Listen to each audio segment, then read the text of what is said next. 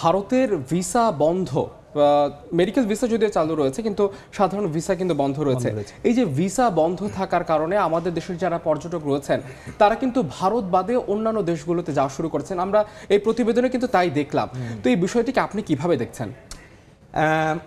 একটা হচ্ছে যে ভারত হচ্ছে আমাদের ইমিডিয়েট প্রতিবেশী। আমি যদি স্ট্যাটিস্টিক্স দেখি, যদি আমি ভারতের ইনবাউন্ডের বিবেচনা করি, গত কয়েক বছরে কিন্তু বাংলাদেশ 1 কিংবা 2 ছিল। আপনাদের প্রতিবেদনে আমি দেখলাম যে জুলাই পর্যন্ত প্রায় 47 লক্ষ বাংলাদেশি ভারতে গেছে, তার মানে একটা বড় মার্কেট। আর যদি বাংলাদেশের কথা বিবেচনা করি, তাতেও কিন্তু ভারতীয় যারা আসে, পর্যটক বলি বা ব্যবসায়ী যারা বলি, তারাও কিন্তু বাংলাদেশে প্রথম। ফলে দুটা দেশেরই কিন্তু পর্যটক রিসিভিং বা ইনবাউন্ড কিন্তু 1 নম্বরে আছে। ফলে ক্ষতিটা শুধু যে মানে বাংলাদেশের হয়েছে আমি তা বলবো না, ভারতের একটা বিরাট সংখ্যক একটা ক্ষতি হয়েছে। ভারতে এখানে ম্যাক্সিমাম আমাদের এখানে যারা যায় তারা একটা মেডিকেল ভিসা নিয়ে যায়, যেহেতু ভারতে যে হাসপাতালগুলি সেখানে অনেক সহজলভ্যে, সহজে অনেক কম খরচে চিকিৎসাটা নিতে পারে, এটা একটা কারণ।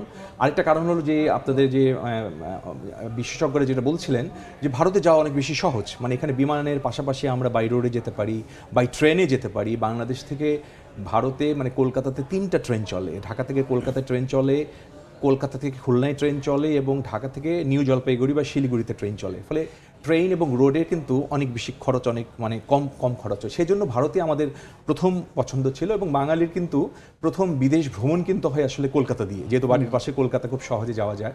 তো এই জায়গাটার ক্ষেত্রে আমি বলবো যে যারা একটু মেডিকেল নিয়ে বা স্বাস্থ্যগত কারণে হাসপাতালগুলিতে ভারতে যেতেন, তাদের প্রাথমিকভাবে হয়তো একটু সমস্যা হয়েছে, কিন্তু যারা বেড়াতে যেতেন তারা কিন্তু ঠিকই বিকল্প পথ কিন্তু খুঁজে নিয়েছে। যার জন্য খেয়াল করবেন যে এখন কিন্তু এই সিঙ্গাপুর, থাইল্যান্ড, মালয়েশিয়া, শ্রীলঙ্কা, মালদ্বীপ, নেপাল, এই ডেস্টিনেশনগুলিতে কিন্তু লোকজনের সংখ্যা কিন্তু অনেক বেড়েছে।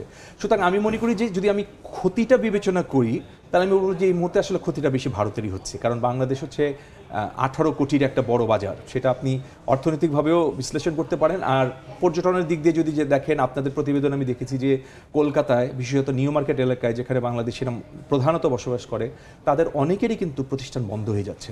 ঠিক আছে, তো আমি মনে করি যে রাজনৈতিক যে পরিস্থিতি বা রাজনীতি তো রাজনীতির মতো করেই চলবে, কিন্তু ব্যবসায়িক দিক দিয়ে হলেও আমার মনে হয় যে এই যে ভারত যে সিদ্ধান্তটা নিয়েছে হঠাৎ করে ভিসা বন্ধ করে দেয়া, এটা ঠিক হয়নি, প্রথম কথা। 2 নম্বর কথা হচ্ছে যে এতে করে ইকোনমিক অবস্থা যদি আমি চিন্তা করি তাহলে ভারতেরই ক্ষতি হয়েছে।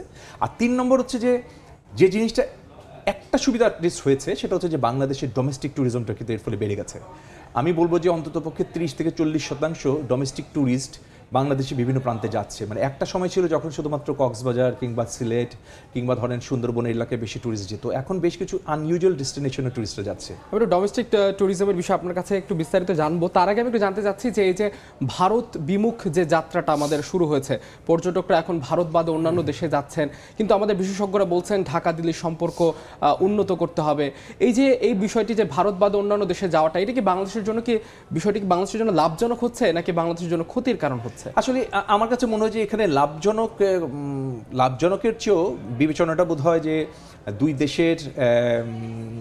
দুই দেশের সম্মানটা বজায় রাখা একটা খুব বড় বিষয়।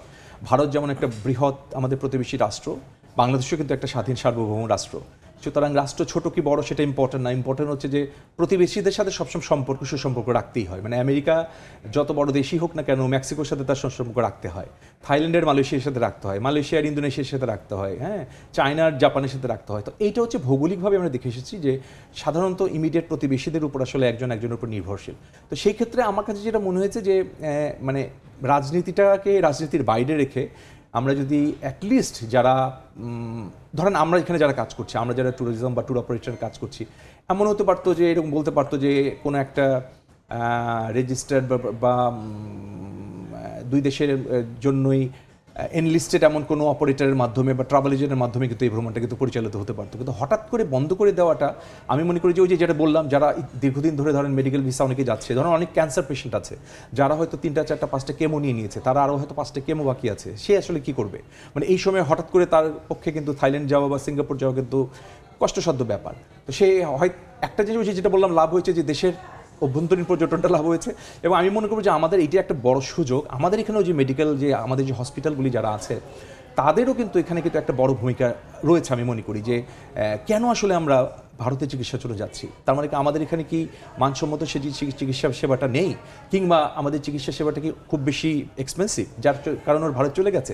সুতরাং আমি মনে করি যে একটা খুব ভালো উইন উইন সিচুয়েশন এসছে, বিশেষত বাংলাদেশের আমরা যারা এখানে আছি, হসপিটাল বলি বা পর্যটন স্থানে যারা বলি বা ইনভেস্টার যারা বলি, তাদের জন্য একটা বড় সুযোগ এসছে যে এই সুযোগে কিন্তু আমরা বাংলাদেশের এই অভ্যন্তরীণ মার্কেটটাকে আরও বড় করতে পারি। কিন্তু আমি ওই যেটা বললাম যে আমি যদি ইন লার্জ স্কেলে যদি চিন্তা করি, আলটিমেটলি ক্ষতিটা কিন্তু ভারতেরই হয়েছে। আচ্ছা, ডোমেস্টিক ট্রাভেলের কথা আপনি বলছিলেন যে আমাদের অভ্যন্তরে আসলে আমাদের দীর্ঘতম সমুদ্র সৈকত যদি বলি, কক্সবাজার বলি কিংবা কুয়াকাটা বলি, কুয়াকাটা সড়ক নিয়ে কিন্তু অভিযোগের শেষ নেই। কক্সবাজারকে আমরা এখনো একটি আন্তর্জাতিক সমুদ্র সৈকত, আন্তর্জাতিক পর্যটন ক্ষেত্র হিসেবে তৈরি করতে পারিনি। তো ডোমেস্টিক ট্রাভেলের পাশাপাশি আমরা যদি বলি যে আমরা বিদেশিদেরকে বাংলাদেশে আকৃষ্ট করে বিউটিফুল বাংলাদেশের কথা আমরা বলি, সেই বাংলাদেশে কতটুকু বিউটিফুল আমরা করতে পেরেছি, বাংলাদেশের পর্যটক খাতগুলোকে কতটুকু আমরা প্রচার করতে পেরেছি, যাতে বিদেশিরা এবং অভ্যন্তরীণ পর্যটকরা এইসব পর্যটনের এইসব জায়গাগুলোর প্রতি আকৃষ্ট হবে। আচ্ছা, এখানে দুটো জিনিস, একটা জিনিস হচ্ছে যে অভ্যন্তরীণ পর্যটন, আর একটা হচ্ছে বিদেশিদেরকে যারা আমি নিয়ে আসি, সেটা হলো ইনবাউন্ড ট্যুরিজম। দেখেন, আমাদের দেশকে তো আমরা সবসময় বিউটিফুল বলবোই, সুন্দর বলবোই। আমাদের ফ্যামিলি মেম্বার, আমার মা, আমার বোন, আমার স্ত্রী সবসময় আমার কাছে সুন্দর। সুতরাং নিজের দেশের সব কিছু আমার কাছে সুন্দর লাগে, যার জন্য অনেক কষ্ট থাকা সত্ত্বেও, যেটা আপনি বললেন কুয়াকাটা রাস্তার কথা, আমি তো সেই গত 20-25-30 বছর ধরে শুনে এসেছি আসলে রাস্তার অবস্থা এই। তো সেটা মেনে নিয়েও কিন্তু বাংলাদেশের মানুষ কিন্তু দেশের ভেতরে দেশ দেখতে যাচ্ছে, কারণ এটা আমার নিজের দেশ, আমি কষ্ট হলেও আমি এখানে যেতে পারছি। কিন্তু একজন বিদেশি যারা আসে, সেই কষ্টটা কেন করবে? মানে আমার কথাটা যে তার কাছে তো বাংলাদেশ ছাড়াও আরও অনেক বিকল্প রয়ে গেছে, তাকে বাংলাদেশে আসতেই হবে এমন কোনো কথা নাই। ফলে বেসিক্স কিছু নিডস, আমার এখানে ইনফ্রাস্ট্রাকচার, রাস্তাটা ঠিক থাকা উচিত, একটা ভালো থাকার ব্যবস্থা থাকা উচিত, একটা ভালো ট্রান্সপোর্টেশন থাকা উচিত। হ্যাঁ, এই জিনিসগুলি ইদানিংকালে অনেক বেড়েছে, অনেক দেশে ইনভেস্টমেন্ট হয়েছে। কিন্তু আপনি যদি ইন্টারন্যাশনাল মানসম্মত বলেন কিংবা আমাদের পার্শ্ববর্তী দেশগুলির তুলনায় যদি বলেন, সেই তুলনায় কিন্তু খুব বেশি বেড়েছে, এটা বলার সুযোগ নেই। এটা একটা। আরেকটা হচ্ছে আপনি বলছিলেন প্রচারণা, এইটাতে আমাদের খুব বড় রকমের একটা ঘাটতি আছে। দেখেন, আমাদের এখানে বাংলাদেশে পর্যটন শুরু হয়েছিল সেই 72-73 সালে, বাংলাদেশ পর্যটন কর্পোরেশন প্রতিষ্ঠিত হয়েছিল। তার মানে 50 বছরের বেশি সময় কিন্তু অতিক্রান্ত হয়ে গেছে। ট্যুরিজম বোর্ড হয়েছে 2010 সালে, তাও প্রায় 14-15 বছর হয়ে গেল। কিন্তু কাঙ্ক্ষিত মানের যে ব্র্যান্ডিং কিংবা মার্কেটিং, ইমেজ, পজিশনিং করা দরকার ছিল, আমরা সেই অর্থে সেটা করতে পারিনি। এর পেছনে একটা কারণ তো এরকম যে এখন পর্যন্ত আসলে বাংলাদেশের পর্যটন খাতটা ঠিক প্রায়োরিটি সেবা খাত নয়। মানে আমাদের এখানে যে অন্যান্য অনেক যে প্রায়োরিটি আছে, সেই তুলনায় পর্যটনটা হলেই আমরা ভাবি যে এটা একটা বিলাসিতার একটা জায়গা, এখানে আসলে মানুষের অনেক বেশি পয়সা লাগবে, পয়সা থাকলে ঘুরতে পারবে। সেটা আসলে ঠিক না। মানে পয়সা থাকলে তো আপনি লাক্সারি করতে পারেন, ভালো 5 স্টার হোটেলে থাকতে পারেন, কিন্তু এর ছাড়াও কিন্তু আপনি কম পয়সায় প্রচুর ঘুরতে পারেন। দরকার যেটা, সেটা হচ্ছে আপনার ঘোরার মানসিকতা। আমি এই দিক দিয়ে কিন্তু ধন্যবাদ জানাই যে পশ্চিমবঙ্গের মানুষজন, কলকাতার মানুষজন, তারা কিন্তু কম খায়, কম বিলাসিতা করে, কিন্তু প্রতি বছর কিন্তু কোথাও না কোথাও তারা বেড়াতে যায়। এই যে বেড়ানোর যে মানসিকতাটা, এটা আমি মনে করি একেবারে ছোটবেলা থেকে আমাদের এখানে তৈরি করতে হবে, আমাদের কারিকুলামে ঢুকাতে হবে। সবশেষ ছোট্ট একটা প্রশ্ন আপনার কাছে করে শেষ করতে যাচ্ছি, যে বিষয়টি হচ্ছে ভারত তো আমরা আসলে এই মুহূর্তে ভারত আমরা যেতে পারছি না, বা নানা ইস্যুর কারণে ভারতে যেতে পারছি না। তো এই মুহূর্তে আমাদের জন্য খরচ সাশ্রয়ী কোন দেশগুলো হতে পারে আমাদের পর্যটনের জন্য দেশের বাইরে? আচ্ছা, দেশের বাইরে আমি যদি বলি, যেহেতু ভারত নাই, আমি তো আপনাকে আগে বলেছিলাম যে ভারতের সুবিধা রয়েছে যে ওখানে বাই রোডেও যাওয়া যায়, ট্রেনেও যাওয়া যায়। রোড এবং ট্রেন ন্যাচারালি খুব বেশি অনেক সস্তা অন্যান্য জায়গার মধ্যে। কিন্তু এই মুহূর্তে আমাদের যে প্রবণতা আমরা দেখতে পাচ্ছি যে প্রচুর মানুষ শ্রীলঙ্কা যাচ্ছে। শ্রীলঙ্কা একটা নতুন ডেস্টিনেশন, এবং শ্রীলঙ্কান এয়ারলাইন্স ছাড়াও একটা প্রাইভেট এয়ারলাইন্স এসছে। তারপরে মালদ্বীপে প্রচুর লোক যাচ্ছে, কারণ আমাদের US বাংলা মালদ্বীপে যাচ্ছে, এবং তারা অনেক সাশ্রয়ী মূল্যে যাচ্ছে। তো এই মুহূর্তে আমরা যে ট্রেনটা দেখতে পাচ্ছি যে শ্রীলঙ্কা, মালদ্বীপ, থাইল্যান্ড, এই 3টা ডেস্টিনেশনে কিন্তু প্রচুর মানুষ যাচ্ছে। এর পাশাপাশি সিঙ্গাপুর আর মালয়েশিয়াতেও যাচ্ছে, এর পাশাপাশি নেপালেও যাচ্ছে। তার মানে আমি যদি ভারতের জায়গাটা নিয়েছে আসলে এই 5-6টা দেশ, আমি যদি খুব করে বলি, ছোট করে বলি যে Nepal, Sri Lanka, Thailand, Singapore, Malaysia এবং মালদ্বীপস, মোটামুটি এই কটা দেশই এই মুহূর্তে মানে ভারতের, আমি ঠিক বিকল্প বলবো না, কিন্তু ওই যে যেটা হয় যে নদীর স্রোত তো কখনো থেমে থাকে না। তো এখনও মানুষ যারা বেড়াতে বেড়াতে যেতে চায়, কিংবা ধরুন মেডিকেল থাইল্যান্ডে কিন্তু এখন প্রচুর মেডিকেল হচ্ছে। মানে আপনি বামুনগাত হসপিটাল বা ব্যাংকক হসপিটাল বা পাওলো হসপিটাল বা পিয়াথাইতে আপনি এখন কোনো অ্যাপয়েন্টমেন্টে পাবেন না, এবং প্রতিটি হসপিটালে কিন্তু ইন্টারন্যাশনাল ডেস্ক আছে, এবং সেখানে কিন্তু বাংলাদেশি ডেস্ক আছে। আপনি ওখানে গেলে বাংলায় কথা বলতে পারবেন, ওখানে যারা কাজ করছে তারা বাংলায় কাজ করছে, কারণ ওরা জানে যে এটা একটা খুব বড় মার্কেট। এবং গত বোধহয় 2 বছর আগের স্ট্যাটিস্টিক্স ছিল প্রায় 40-45 হাজার বাংলাদেশি সেখানে গিয়েছিল। আমার ধারণা যে এটা এখন বেড়ে 1-1.5-2 লক্ষ হয়ে যাবে, কারণ ওই যে ট্রেনটা যেটা বাড়ছে এবং ওখানে কিন্তু একটা জিনিস আমি আপনাকে বলি যে ওখানকার হসপিটালগুলিও যে খুব বেশি এক্সপেন্সিভ বিষয়টা কিন্তু তা না। বিশেষত থাইল্যান্ডের অনেক হসপিটাল আমি নিজে যাই, আমি জানি আমার অনেকে যায়, এবং সেখানেও কিন্তু হয়তো ভারতে যেটা লাগতো তার হয়তো 1.5 গুণ বেশি বা 2 গুণ বেশি ম্যাক্সিমাম, কিন্তু খুব যে বেশি একদম ইউরোপ আমেরিকার মতো এত এক্সপেন্সিভ বিষয়টা তা না। এবং থাইল্যান্ড আমি প্রচুর অ্যারাবিয়ান কান্ট্রি, মিডল ইস্টের কান্ট্রিগুলো দেখেছি, সৌদি আরব, কুয়েত, কাতার, এইসব অনেককে দেখেছি যারা থাইল্যান্ডে মেডিকেল চিকিৎসা নেওয়ার জন্য আসছে। তার মানে ডেফিনেটলি ওর দেশের তুলনায় থাইল্যান্ডে এই মানে চিকিৎসা সেবা অনেক বেশি কম।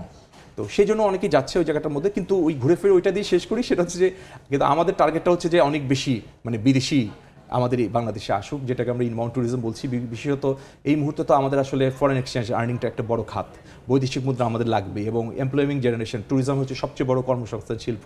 তো সেই জায়গাটার মধ্যে আমি মনে করি যে একটু থমকে গেছে রাজনৈতিক এই পট পরিবর্তনের কারণে। কিন্তু আমি বিশ্বাস করি যে এটা সামনের সময়গুলোতে আমাদের যদি ওই যে যেটা আমরা বারবার বলছিলাম যে আমাদের ডিপ্লোম্যাসি, কূটনৈতিক যে আমাদের যে রাজনীতি, সেটাকে অনেক বেশি সচেতন করতে হবে।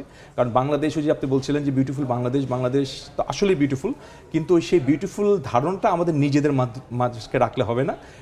ঢোলটা আমরা ঘরে পেটাচ্ছি, ঢোলটা বাইরে পেটাতে হবে। তো আমি মনে করি যে বাংলাদেশে বাইরে যারা টুরিস্ট আসে তাদেরও সম্ভাবনা খুব যেমন আছে। আমি একটু আপনার কাছে জানতে চাচ্ছি, ভারত না যাওয়ার কারণে কিন্তু মানুষ তার বিকল্প ঠিকই খুঁজে নিয়েছে। বাহিরের পর্যটকরা বাংলাদেশে কেমন আসছেন এই বিষয়ে আপনার কাছে কোনো তথ্য যে আছে? আছে আমাদের কাছে, আমাদের বাংলাদেশ ট্যুরিজম বোর্ডের যে তথ্য, তাতে দেখা গেছে যে গত বছর প্রায় 6 লক্ষের বেশি বিদেশিরা বাংলাদেশে এসছে। যদিও এর মাঝে আমাদের যে এনআরবি যাদেরকে আমরা বলি, নন রেসিডেন্টস বাংলাদেশি, যাদেরকে আমরা ডায়াসপোরা বলি, তারাও আছে। যেমন লন্ডনে যে বাংলাদেশি বিদেশি পাসপোর্ট নিয়ে আছে তারাও আছে। কিন্তু তারপরও লেজার ট্যুরিজম মানে যারা শুধুমাত্র ঘোরার জন্য আসছে তাদের সংখ্যা কিন্তু আমাদের এই রাজনৈতিক মানে অগাস্টের আগ পর্যন্ত কিন্তু মোটামুটি কিন্তু ফ্লোটা কিন্তু খারাপ ছিল না, ভালোই ছিল। মানে কোভিডের পরে 22 এবং 23 কিন্তু নট ব্যাড, মানে মোটামুটি কিন্তু একটা মানে এটা একদম ঘুরতে আসছে নাকি তারা ঘুরতে আসে? মানে আমরা যে কাজগুলি করি, আমরা যাদেরকে সেবা দিই তারা শুধুই ঘুরতে আসে। যারা ব্যবসা করতে আসে কিংবা যারা অফিসিয়াল কাজে আসে তারা আসলে আমাদের কাছে আসে না।